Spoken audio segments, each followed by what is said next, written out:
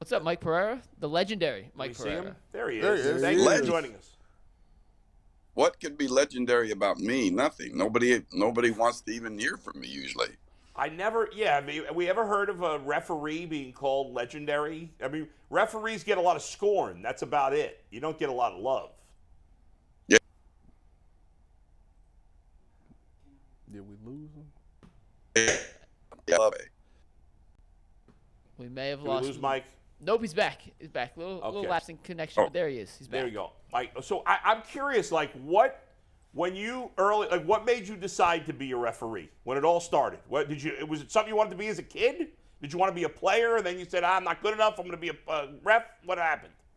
Hell no, I didn't want to be a ref. I didn't. I mean, my dad did some refereeing, and I saw him. You're talking back in the '60s, get yelled at, and Yeah. so I had no desire. A guy came to me and said, "Do you want to officiate?" And I said, "No." And he goes, "Why? What do you mean?" I said, "I don't have any interest in officiating." And he said, "It's only youth football. It's kids." And I said, "I don't care who it is. I don't want to officiate." And then he threw he hooked me. He threw the money at it. He said, "You can make $10 a game. Ooh. You can work 3 games on Sunday. You can make $30 cash." And I changed my mind. Yeah, Over well, $30. It was beer money. So I honestly started for the money, and for that $30, and that was actually 1971. Wow. Hey, Mike, we're was still born getting that paid that. No. Yeah, I'm not getting a lot more than that either, for God's sake. Hey, Mike, the USFL Championship obviously is this week. We here are selfishly rooting for Pittsburgh because Boogie Roberts, who plays on the Pittsburgh team, has been a regular member of our show because Canton's only an hour away from here. And so he comes on the show with us usually on Mondays or Tuesdays. He's become a friend of ours, so we're rooting for him to win. They've had a great run here at the end of the year to get themselves in this championship game. But obviously they're facing a tough test and a tough quarterback. What are you expecting? You expecting this to be a high-scoring game, low-scoring game, exciting? What are you expecting here? Well, I mean, I think what you saw with Alex McGough last week with Birmingham, I mean, he's a special talent, which is really amazing because he started the year as a second stringer. I mean, he was not playing, only came in after the injury to the starter, but he's special. He's special in this type of game. He's a quarterback that moves all around, and I think that's important in our league. Those that have had the best success, like Cookus, and those guys can really move and really run and create problems for the defense. So I really do think that Birmingham is a more talented team offensively. But, what Ray Horton has done with Pittsburgh has been amazing. And I don't think any other team in the league has got a group that has bought into what Ray is trying to do. His players are really supportive of him and that defense. So I think they're going to present more problems to Magoo and the Stallions than others have presented so far. And, they started out horribly, and Ray Horton was calling me all the time, yelling at me. But now they have got things turned around, and he's now a pretty good friend of mine. But I really respect the job that Ray has done. And, I think it's going to be a close game. And, but again, I look at the offensive firepower that Birmingham has, and you would have to look and think that they are the odds-on favorite. Mike, we talk about it all the time. Like, when you're coming from an angle or perspective of being a referee, and that background, now an executive, still being an analyst with refereeing, how do you get a chance to enjoy the game? It would seem like you have a job to do, and you would have to take like the names off the back of the jerseys, and you just have to call balls and strikes. Has that ever been difficult for you to be able to be a big fan of the game, and you kind of miss a little bit of it when you're still being a referee? I am not. The thing that's even worse is I'm not really a fan of any game in any sport. I mean, if I go watch a baseball game, even though I was never an umpire, I'm looking at the umpires. I'm looking at their mechanics. I'm judging their performance. Every sport that I go to, it's basketball. I mean, when it gets to be like the Final Four, I turn it on to see who's refereeing the Final Four. Once you get this into your blood, I mean, it consumes you. And, 1971. So I've been doing this now for 52 years, either on the field or the administrative side, and now the broadcasting side. And it's like that's all I think about. I mean, I love golf. I play a lot of golf. And when I watch the PGA tournaments, the most excited I get is when they call in the rules guy. I think that's like the coolest thing in the world. And I was like kind of like the starter. I was the first one. And now to see all of the other sports that have rules analysts, I think it's really cool. But I really have a difficult time, and whether it's watching on TV or in person, getting into the game. I mean, I have a much easier time watching the officials and rooting. I actually root for them, which is, unusual, but that's part of that's my fraternity. Those are my pals, even though I don't even know them.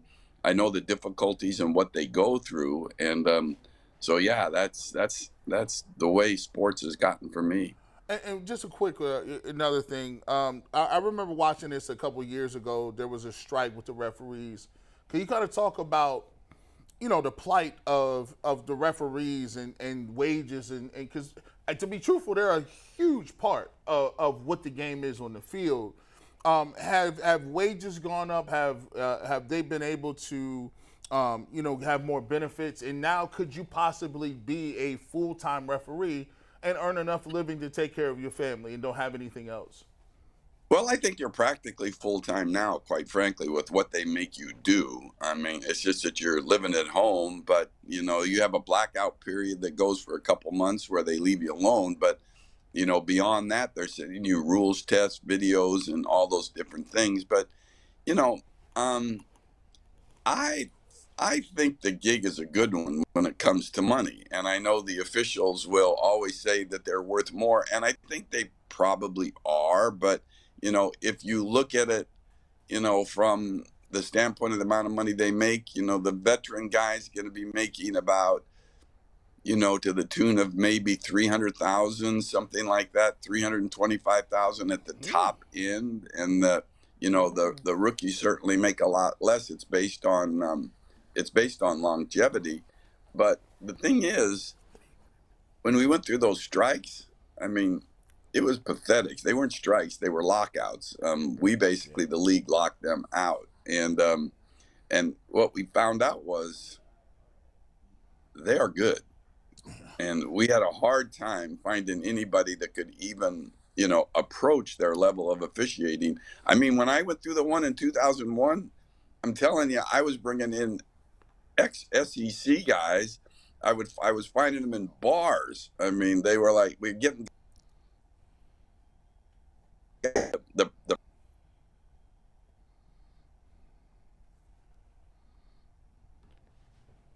He should be back any second here. I don't know. Sometimes that's the internet for you, folks. As soon as we get Mike back, I will bring him back in. I tell you what, man, Tyvus, we could be the Super Mario Brothers. We need to be the Mario Brothers of getting this referee in there. I can't be a referee. It's a tough gig. They get shit on all the time. Well, my problem is I get everybody caught. ignores when they do a good job, which is the majority of the time. Yeah. But the mistakes are highlighted. It's like in a way, being a ref's like being an offensive lineman. You only notice them when they screw up. Right. That's true. Or but I get caught watching the game. Like, Yeah. That's my problem. Like I'll be sitting there like, Right. I'm supposed to be looking at these guys. Yeah, I mean, that's got to be hard. I mean, Well, he said he don't pay attention to it. He pays attention to the referee. right, but he's been doing it forever. That's- well, It's yeah, not- that's in the true. beginning, it's hard. NFL refs and baseball refs ain't supposed to be fraternized, and I'll be like, man, you got dunked on, bro.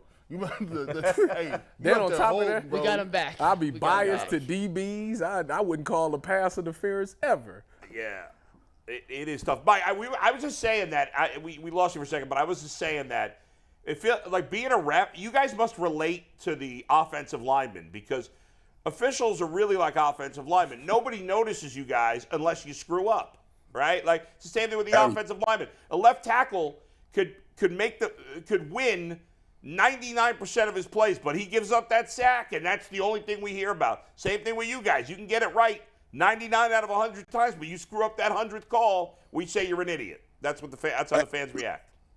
Yeah, and I think what it is, fans expect perfection out of officials, and it's just not. It's not realistic. I mean, the game is so fast, and it's so difficult to officiate, and you're actually making some decisions in 1/26th of a second. I mean, that's how fast those things at the sideline are, those catches at the sidelines. And you're right, we're like the offensive lineman, which I always related to the offensive lineman. When I was a referee during commercial breaks, I wasn't the same as some of the referees, but I would go into the huddle.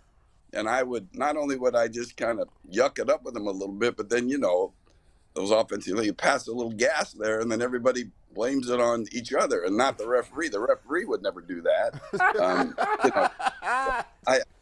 I used to have a ball doing stuff like that. And the relationship, for the most part, on the field with the players is good. I mean, it gets strained, but, we're all in this together. I mean, we don't have favorites other than, what fans on social media say, that we're biased to this player or biased to this team.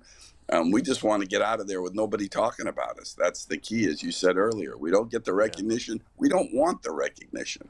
We don't. We just don't want to be talked about in a negative way after the game as having an impact on the game. Mike, how many times have you actually waved off something? Like, have you actually admitted, like, oh, I got it wrong and waved the flag? Well, I mean, yeah, I did. I mean, it happens a couple times during the game, most of the time, because there's 7 different people on the field and they all have different angles. Mm-hmm. So you may think that you see a block in the back, but then the guy who had a different angle comes to you and said, is that what you called? Did you call 32 for the block in the back? And you say, yes. He said, it was not in the back. It was from the side. I had the perfect look, and you pick it up. And I think that's good. Mm-hmm. Now, replays getting to the point, and especially in the USFL where, and I'm the replay official doing it out of Los Angeles, but we can also pick up personal fouls that are called. Like we had one against that was against Michigan. We called the face mask penalty on a 55-yard touchdown pass, but it wasn't a face mask. So I was able to jump in and take that off and award the touchdown. And, and that's kind of cool. I'm kind of on a power trip doing that. It's back in my day, like I'm on the field again. But, I would say like 95 out of 100 times when you look at wave offs, that the wave off is the right thing to do, ends up to being the correct thing. Mike, last thing, we appreciate the time again. USFL Championship game is this Saturday. When you look at that, we as an audience are hearing the conversations that are being had, right, between the referee and the replay. That's something I think should come to the NFL, being able to change personal fouls, face mask, stuff like that. I think that should come to the NFL. Will it? And is there anything else from the USFL that could work in the NFL? Well, will it? No, I don't think so. I mean, I wish it would, because I think it's healthy. I mean, not only do you see it when you're watching television, but it's also flashed up on the scoreboard when you're in the stadium. I mean, I'm the only referee that ever got in a call that I made in Birmingham that went against the Stallions. I think I'm the only referee that got booed from 2,000 miles away because I was sitting in Los Angeles. I made the decision. I don't think they'll do it.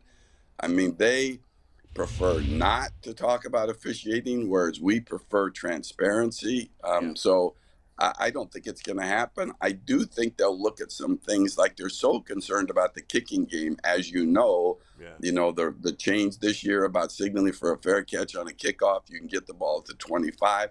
They're also concerned about punt returns and the number of injuries on punt returns. And we went with the recommendation. They actually asked me, the competition committee said, how about moving the gunners in on punts, moving them inside the numbers and not letting him get double teamed at the line of scrimmage? And so we tried that.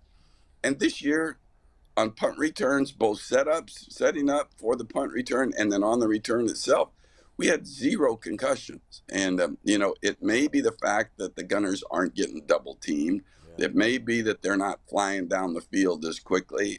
So I think that's something that they will probably look at. I don't think they'll like our kickoffs because we encourage kickoffs. We had 90% of our kickoffs were returned. When they're projecting the NFL this year, 31% of them will be returned.